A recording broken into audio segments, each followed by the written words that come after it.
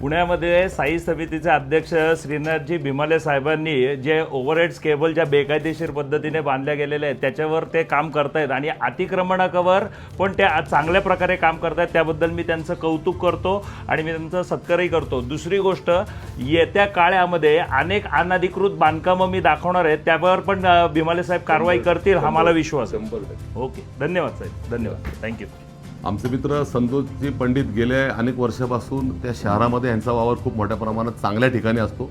जे प्रशासन लोकप्रतिनिधी लक्ष जात नाही ह्यांचं लक्ष जातं। मग छोटे रस्त्यातले खड्डे असेल, अतिक्रमण असेल, ट्रॅफिकमध्ये इल्लिगलमध्ये पार्क केलेल्या गाड्या असतील, मग लोकप्रतिनिधी असू द्या, पोलीस असू द्या, प्रशासकीय अधिकारी असू द्या, मंडळाचा कार्यकर्ते निर्भीडपणे लोकांच्या समस्या घेऊन जाणारे पंडितांचं मी मनापासून अभिनंदन करतो।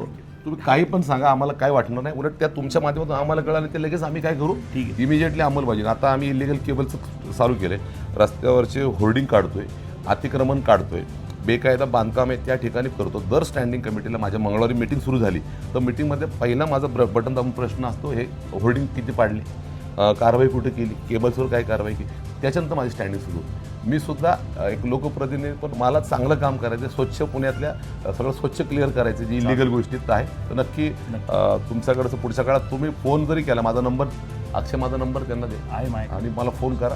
आणि आमच्या चुका काढल्या तर आम्हाला अजिबात राग येणार, तो विश्वास आहे। नाही नाही अजिबात नाही, उलट तुमच्यामुळे ते घडलं ना, ते माझ्या मार्गाला लागलं, लाईट लागलं, मी उलट आलेलं तुमचं स्वागत केलं। Thank you sir, yes.